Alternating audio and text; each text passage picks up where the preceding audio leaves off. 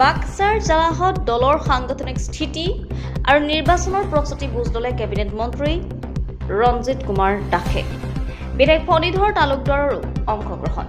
BJP আগন্তুক BTC নিৰ্বাচনত 18টাকৈ অধিক আসন জয়লাভ কৰিব, এই মন্তব্য ৰঞ্জিত কুমাৰ দাসৰ। বিটিচি নিৰ্বাচনৰ দিন ঘোষণা হোৱা নাই যদিও বিটিআৰ এলেকাত বৰ্তমান বিভিন্ন ৰাজনৈতিক দলসমূহে নিজৰ নিজৰ ৰণকৌশল সৃষ্টি কৰাত লাগি যোৱা পৰিলক্ষিত হৈছে। এই উপলক্ষে কালি সন্ধিয়া বাক্সাৰ জিলাৰ জালাহত কেবিনেট মন্ত্ৰী ৰঞ্জিত কুমাৰ দাসে উপস্থিত হৈ দলীয় কৰ্মীৰ সৈতেও মিলিত হৈ দলৰ স্থিতি সম্পৰ্কে বিস্তৃতভাৱে আলোচনা কৰে।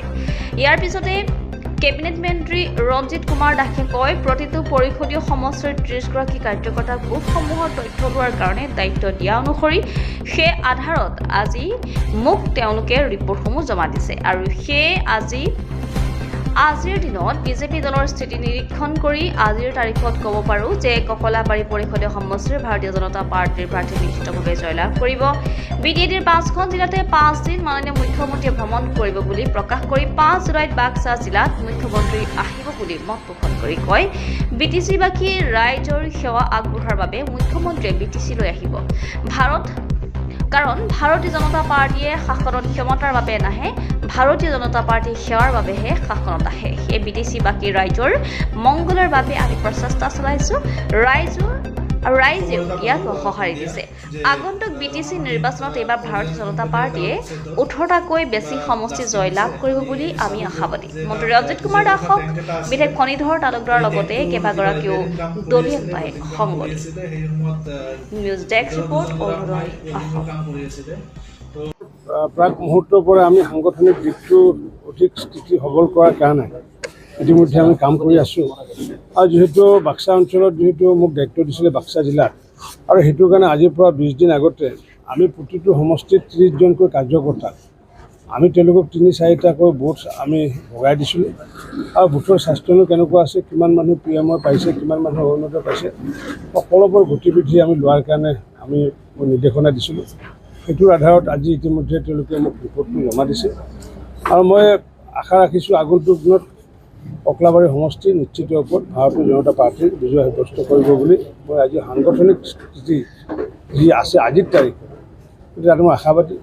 আৰু যিহেতু মাননীয় মুখ্যমন্ত্ৰী ডাঙৰীয়াই আমাৰ যি বিটিআৰৰ 5খন জিলাতে 5 দিন ভ্ৰমণ কৰিব, আমাৰ 5 তাৰিখে যিহেতু আমাৰ বাক্সা জিলাত চৰকাৰীভাৱে সভাও কৰিব, ৰাজনৈতিক সভাও কৰিব। গতিকে এনেকুৱাকৈ আমি চৰকাৰী কামেই হওক বা ৰাজনৈতিক কাম কৰি বিটিচিবাসী ৰাইজক যাতে আগন্তুক আমি যাতে সেৱা যাতে আগবঢ়াব পাৰোঁ। কাৰণ ভাৰতীয় জনতা পাৰ্টীয়ে শাসনত ক্ষমতাৰ বাবে নাহে, ভাৰতীয় জনতা পাৰ্টীয়ে শাসনত আহে সেৱাৰ বাবে।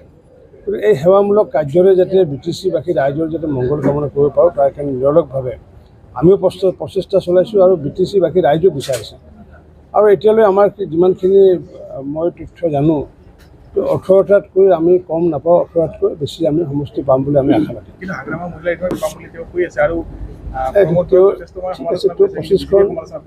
25খন পায়, 40খন পায়, তেওঁলোকে চিন্তা কৰিব। আমি আমাৰ কথাটো কৈছোঁ, আমি কোনে কিমানখন নাপাম সেইটো কথা কোৱা নাই। আমাৰ যি সংগঠনৰ যিটো গতিবিধি, কাৰণ কিয় আপোনালোকে এটা অনুমান কৰিব পাৰে যে এটা সময়ত আমাৰ এজন আছিলে MCL, মই দলৰ সভাপতি থাকোঁতে আমাৰ তেতিয়া আমি 9টা পালোঁ। আৰু 9টাৰ পিছত ইমানটো হয় জানে সাধাৰণতে ডবল হয়, গতিকে মই সেইকাৰণে কৈছোঁ 9টাৰ পিছত 18টা বুলি কৈছোঁ। গতিকে তেওঁলোকৰতো সংখ্যা বেছি হোৱাৰ পিছত কমি আহিছে। গতিকে তেওঁলোকে কি হিচাপ দিব তেওঁলোকৰ কথা এইটো। আমি যিটো হিচাপ দিওঁ, আমি ৰাইজৰ লগত আলাপ আলোচনা কৰি পেলাই আমি হিচাপ দিছোঁ। আমাৰ নিশ্চিত ওপৰত আশাবাদী ককলাবাৰী সমষ্টি ভাৰতীয় জনতা পাৰ্টীৰ দখলত। আজি নিমুৱাত বিভিন্ন জনগোষ্ঠীৰ মানুহক কিন্তু প্ৰমোদ কৰে, মাটিৰ বাৰ্তা দিয়া নাই। সেইটো কি দিয়া নাই তেওঁৰ বিষয়ে মই প্ৰতিক্ৰিয়া নিদিওঁ, তেওঁৰ বিষয়ে প্ৰতিক্ৰিয়া আমাৰ মণ্ডলৰ সভাপতি দিব। কিন্তু মই জানো যে আজিৰ পৰা কিছুদিন আগতে বাক্সাতে মাটিৰ পট্টা দিয়া কাম কৰিছে, সেই কথাটো জানো। সঁচাটো সঁচা ক'ব লাগে, মিছাটো মিছা ক'ব লাগে। মই নিজে জানো যে আমাৰ ইয়াতে মহামান্য ৰাজ্যপাল ডাঙৰীয়া আহিছে, গতিকে নৰেন্দ্ৰ মোদী ডাঙৰীয়া হওক, মুখ্যমন্ত্ৰী হিমন্ত বিশ্ব শৰ্মা ডাঙৰীয়া হওক বা প্ৰমোদ বড়ো ডাঙৰীয়া হওক, ৰাইজৰ সেৱা কাম কৰি গৈছে।